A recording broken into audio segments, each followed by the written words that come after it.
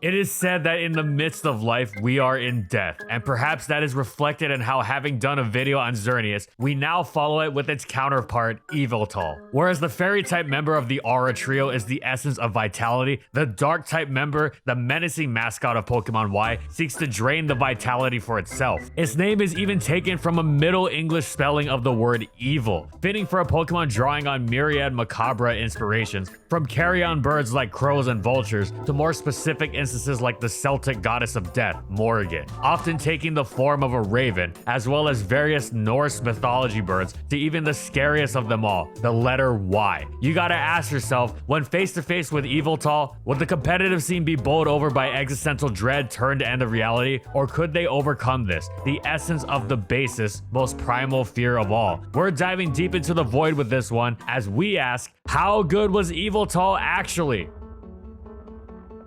And in this video, we'll be going over these competitive formats. It was clear to everyone that Yveltal was an absolute beast of a Pokemon right from day one of XY. However, it was always going to come with the caveat of treading incredibly lightly around its counterpart from X version, Xerneas, which was absolutely dominating the tier after a single Geomancy, and anything that gave it the opportunity to set that Geomancy up had to be looked at with suspicion, even something as excellent as Yveltal. This was something that had to be seriously taken into account when using it, but such efforts would be well worth one's while, for Yveltal brought a plethora of powerful options to the table. It had a ferocious stab combination. Its dark stab was elevated to tremendous levels by its dark aura ability, making Yveltal the strongest user of dark type moves in the game, and it often augmented this even further with various boosting items. And that dark stab wasn't just one move either. It varied from the special attacking fury of Dark Pulse to the strongest priority there was, Sucker Punch, and bulky sets even benefited from a boosted Foul Play. Yveltal's flying stab didn't receive such boosts, but no matter, for its Oblivion Wing was a spectacular move, as it hit hard with 80 base power and recovered an absolutely stunning 75% of the damage it dealt. And seeing how strong Yveltal was, this meant it was recovering a lot. It would often out-heal the recoil from the Life Orb that boosted it. Additionally, Yveltal boasted a great speed tier and bulk, so it was capable of taking on a huge portion of the metagame. So how did it work in practice with this fear of Xerneas taken into account? The simplest answer was to pair Yveltal with the best Xerneas checks in the game. It wasn't a requirement to run Klefki, especially since Yveltal fit on so many different types of teams so well, but it was a great pairing, especially because Yveltal became especially terrifying with the spikes Klefki laid down. Speaking of entry hazards, Yveltal was also often used on sticky web teams. This elevated it to a new level of threat, as it completely invalidated would-be revenge killers like Scarf Kyogre. Yveltal was also an integral part of these teams because it helped them maintain the webs in the face of Defog Arceus forms, which it would stifle with Taunt, and this same Taunt could also stop a Xerneas attempting to boost up. There was also the fact that while Xerneas could Geomancy on Yveltal, it didn't exactly relish switching in. Either Oblivion Wing hit it hard, and damage taken on the switch would potentially impede its ability to sweep. Thus, Yveltal could throw out its attacks and blast huge holes in teams safely, so long as its team could handle Xerneas getting the boost, which was a prerequisite for every good team anyway. Finally, in an absolute worst case, Yveltal's Sucker Punch was so strong that despite the resist, it could also finish off a weakened Xerneas. Yveltal was also excellent for its aforementioned ability to fit on all sorts of teams. It was mostly on different types of offense teams, which loved the last utility its mixed set brought them. Scarf was occasionally used as well. It was a good revenge killer, and it allowed Yveltal to freely abuse U-Turn, which was especially nasty in tandem with the trapping capabilities of Mega Gengar. However, Yveltal's defensive set was also superb on balanced teams, as its immense physical bulk allowed it to withstand major threats like a boosted Extreme Killer and absolutely pulverize in return with Foul Play, while simultaneously toying with other bulky teams through Taunt, and it could even potentially run Sucker Punch, further expanding its reach. Bulky Pokemon with priority were rare, and bulky Pokemon with priority this strong were unheard of. It helped the bulky teams this set was used on play around offensive terrors like Specs Kyogre with greater flexibility. Oras came around and brought two major additions to Yveltal's moveset. Heat Wave was an excellent option for its mixed sets, threatening a cold one-hit KO on Ferrothorn, and smacking Klefki hard was enormous. However, as good as it was the lesser of the two, as the other was Knockoff. an absolutely enormous boost. Now Yveltal could hit even harder than it had before, and suddenly wielded one of the scariest choice band sets and sets as a whole in the Uber's metagame. Its knockoff was absurdly spammable. Nothing wanted to switch into it, least of all Xerneas for fear of losing the power herb it so relied on. It blasted through pretty much everything in sight through sheer power. Even resists like Klefki unable to withstand it, and previously solid Yveltal check Ho-Oh got one hit KO'd. Yes, that's right, something as bulky as Ho-Oh was cleanly dropped by a neutral attack. This was to say nothing of the item removal effect either. Choice band foul play was also excellent, unusual a strategy though it may seem at first. It did what knockoff couldn't and absolutely destroyed Primal Groudon and Mega Salamence, turning their enormous attack stats against them, 2-hit KOing the former and KOing the latter with Stealth Rock. Finally, Sucker Punch was risky to use on a banned set, but there was nothing else that could do what it potentially could when cleaning up or finishing off dangerous opponents late game. Choice band was so good, it became Yveltal's new go-to set, and that just made the mixed set even scarier when it appeared, because it was now carrying the element of surprise with it as well. A huge boon to an already terrifying threat, and the flexibility it received in switching its moves was massively helpful against players attempting to play around it by taking advantage of it locking into one move at a time. Yveltal continued its excellence in much of the same way through Oraz, whether banded, mixed, scarf, or bulky. It wasn't the most spammable of Pokemon given its Stealth Rock weakness as well as the whole Xerneas factor, but it was still a great Pokemon in its debut generation of Ubers. Yveltal had a lot going for it in VGC 2016. Dark Stab so powerful at one-hit KO Trick Room setters Cresselia and Bronzong in spite of their huge bulk, astonishingly strong priority, great bulk, support capabilities and Snarl, and even Dark Aura boosting a teammate's Sucker Punch. Mega Kangaskhan under Dark Aura, dear goodness. However, Yveltal was a restricted Pokemon, so competition was seriously stiff, and its weaknesses to Fairy and Ice seriously held it back. Something like Mega Rayquaza also didn't love facing Xerneas, sure, but Mega Rayquaza was also much scarier than Yveltal. It wasn't that Yveltal was bad, as the Life Orb sets hit hard, and Assault Vest sets had great special bulk, with Snarl even helping slow down Xerneas. Yveltal just had a tough time being justified in such a, well, restricted format. It still had a solid handful of placements, so we'll be sticking with top 5 for regionals and top 8 for nationals. They are as follows: Arashro Madi first at the German nationals, Emma Williams, Avio Lee, and James Ferrugia 5th, 3rd, and 2nd respectively at the Melbourne regionals, David Miraglia 4th at the Italian nationals, and Sam Pendelis 3rd at the Australian nationals, who also finished 15 at Worlds wielding a Life Orb Yveltal nicely alongside Mega Kanga. So all in all, Yveltal was a decent, even slightly underappreciated restricted Pokemon in VGC 2016.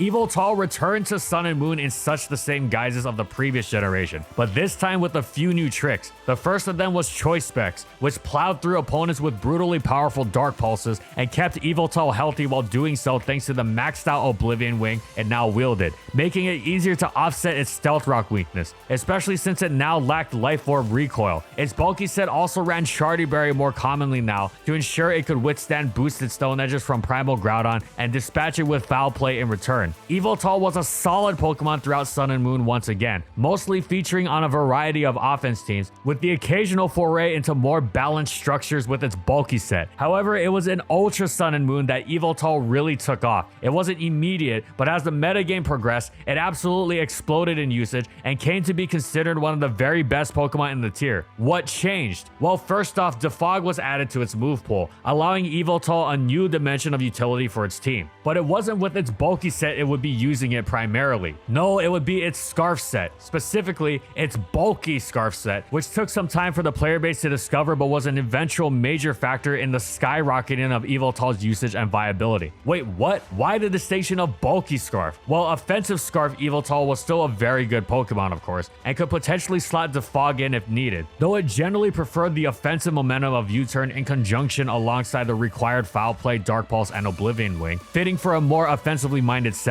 but bulky Scarf was considered by much of the player base to be the best Scarfer in the tier for the truly incredible amount of utility it provided. Yveltal was a Scarfer that maintained momentum with U-Turn and removed hazards with Defog, which was already a ton of utility and could also mess with bulkier opponents not threatened by its speed through Toxic or Knockoff, but the bulky Scarf set's absolute greatest strength was how it was capable of taking on such an enormous slew of the most dangerous threats in the tier, which was huge since the tier's most defining playstyles were characterized by such calamitous combinations cascading collaboratively upon the competitor. Yveltal's Scarf boosted speed and coverage from stab, Dark Aura boosted foul play already meant it was effortlessly taking out incredibly important targets in none other than Ultra Necrozma and Mega Mewtwo Y, as well as only needing a bit of easily attained chip or single close combat defense drop to take out Marshadow, whose Shadow Sneak Yveltal crucially resisted, and it didn't need any offensive investment to do so. Alright, that's all well and good, but this is just a strong Scarf for taking out Pokemon at outsped. Huge threats to be sure, but the offensive landscape in Ultra Sun and Moon was populated by more than just fast hard hitters. These were the types of Pokemon that couldn't be outsped by a Scarfer. Necrozma Duskmane took advantage of its speed with Trick Room, Primal Groudon's speed was doubled with Rock Polish, Extreme Killer Arceus had the priority of extreme speed, and Mega Salamence was so fast, it wasn't being outpaced after a Dragon Dance. On top of that, they were so bulky that even in situations where one outsped them, as well as the likes of Swords Dance Arceus Ground, most Scarfers wouldn't have the power or right coverage move to deal with them, let alone the capacity to actually take their hits. And that is where bulky Scarf Yveltal came in, capable of dealing with all of these. It was a Scarfer that also took on Pokemon it couldn't outspeed. This is truly incredible utility. It stemmed from its defensive investment, allowing it to withstand immensely strong hits from this murderer's row. Sure, it needed help dealing with Stealth Rock, but this was well worth the effort to enable Yveltal's incredible capacity to survive the following monstrous attacks: Duskmane's Searing Sunray Smash, Arceus Ground's Swords Dance boosted Stone Edge, and Mega Salamance's Dragon Dance boosted Double Edge. Additionally, even with Stealth Rock up, Yveltal could survive Primal Groudon's Stone Edge and Arceus Swords Dance boosted Extreme Speed. Then with Foul Play, it would turn these beasts' huge attack stats against them. The flexibility this provided in dealing with such terrifying threats made Yveltal an integral defensive glue on many a team, and thoroughly earning it the title of the best Scarfer in the tier. Oh, and for all the amazing things bulky Scarf Yveltal did, that was still just one of its sets. Its versatility was extraordinary, matched only by the effectiveness of each and every set. It could be used on just about every type of team to great effect, and often was, receiving absolutely immense usage and success. It could act as one of the most relentless stall breakers in the tier with a fast taunt toxic set. Its physically defensive set was incredibly tanky against the onslaught of physical attackers populating the tier. Choice Band knockoffs were vicious once again. Choice Specs and Life Orb, Dark Pulses, and Oblivion Wings tore through much of the tier as well, and even Scarf Yveltal was helped out by the surprise factor. Many expected the Scarfer to be bulky that they'd actually be quite surprised when it hit as hard as it did. Yveltal could do it all, and ended Generation 7 as one of the most elite Pokemon in Ubers. Incineroar was already king of VGC in 2019. What could make it better? What if its knockoffs or Darkness Lariats or even malicious Moonsaults were boosted by Dark Aura? Why, say no more. Yveltal hit the scene with a vastly improved sense of utility, almost always pairing with Incineroar. The two shut down such huge combinations of Pokemon together. Incineroar's Intimidate paired beautifully with Yveltal's Assault Vest and Snarl, making them incredibly difficult to break. And this was before even considering how hard they hit the opponent too. Yveltal could also drop the vest in favor of a more aggressive approach, hitting the opponent fast and hard, with Black Glasses in the Z restricted Sun series or Dark Neum Z in the Moon and Ultra series, turning its Dark Pulses into the rather misleading never-ending nightmare, since the opponent would be dispatched with the quickness, albeit the great psychological torment upon witnessing such utter obliteration. Yveltal's huge stats on both sides of the spectrum let it take on an enormous portion of the offensive side of this new metagame, and so it found itself providing its utility for many different types of teams, from Sun to Rain to Xerneas Abuse to everything imaginable, but almost always it was paired with its best buddy, Incineroar. It had far more placements this time around, so we'll be citing only a few once again, and they are Justin Burns first place at the Philadelphia Regionals, James Katsaros first place at the Brisbane Regionals, Jonathan Marston first at the Harrogate Regionals, Ragav Malavia first at the Anaheim Regionals,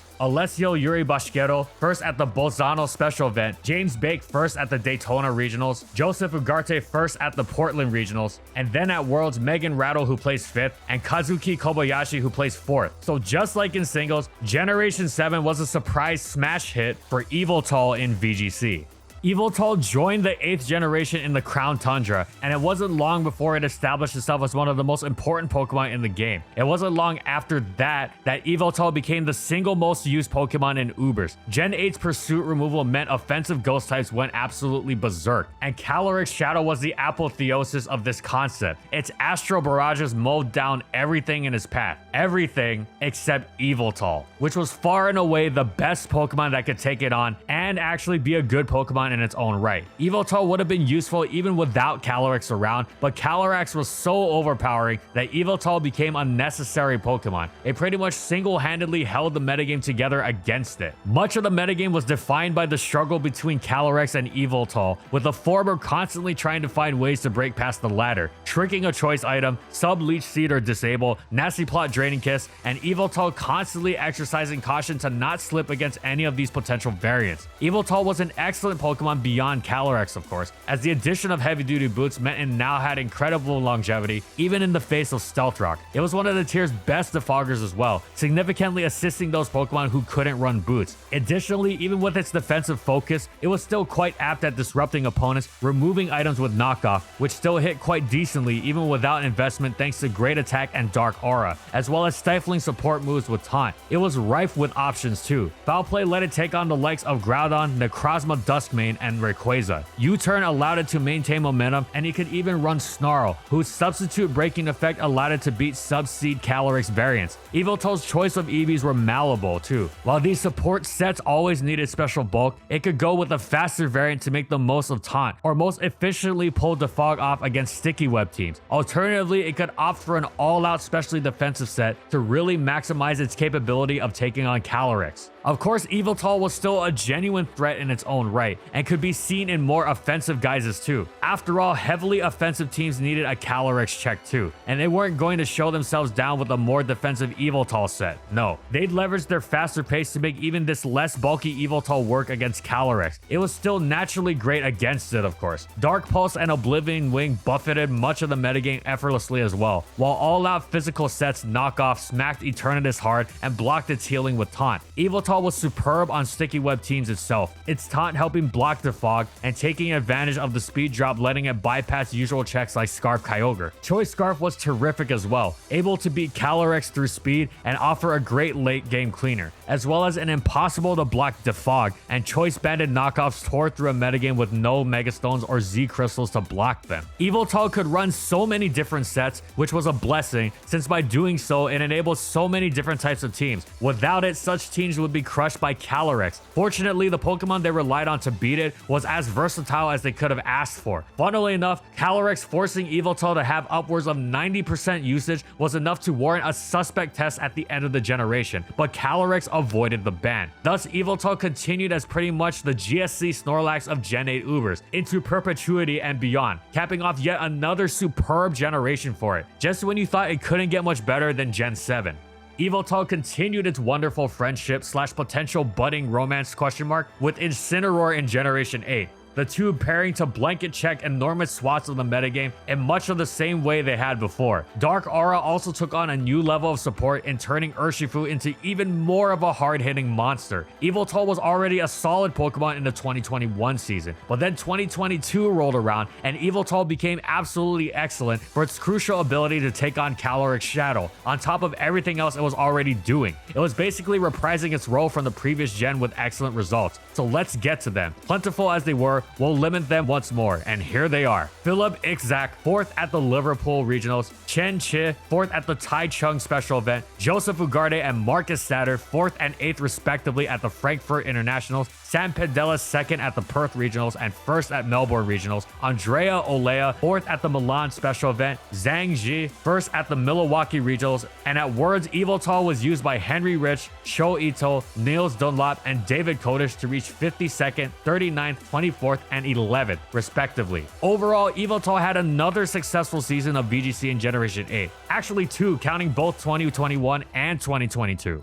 And that's it. So how good was Yveltal actually? Well, at first it seemed it would live in the Uber tier in its counterpart Xerneas' Shadow. A great Pokemon, but not quite on par. This was perhaps an unfair, impossible standard to live up to, as Xerneas was one of the most absurd Pokemon ever unleashed, and Yveltal was excellent throughout Generation 6, often going toe-to-toe with Primal Groudon itself. But come Generation 7, specifically Ultra Sun and Moon, Yveltal rose to another dimension, becoming one of the best Pokemon around for its ability to take on so many of the other best Pokemon around. It wound up being considered even more highly than Xerneas itself. This repeated itself in Generation 8, as Yveltal single-handedly saved the metagame from death by Calyrex's Shadow's relentless bombardment of Astral Barrage. Yveltal also has been quite strong in VGC. It was overshadowed in Gen 6, but came into its own in 7 and 8, where its dark aura was incredible support for Incineroar. So all in all, Yveltal has been an elite presence wherever it has appeared. Thanks for watching, everyone, and as always, if you liked the video and you want to see more, be sure to subscribe to False Swipe Gaming for more weekly Pokemon content. And in the comments, I want to know, what do you think about competitive Yveltal? Whatever it is, let me know in the comments. Also, thank you so much to our patrons for continued support of our videos, and thank you to everyone else watching as well.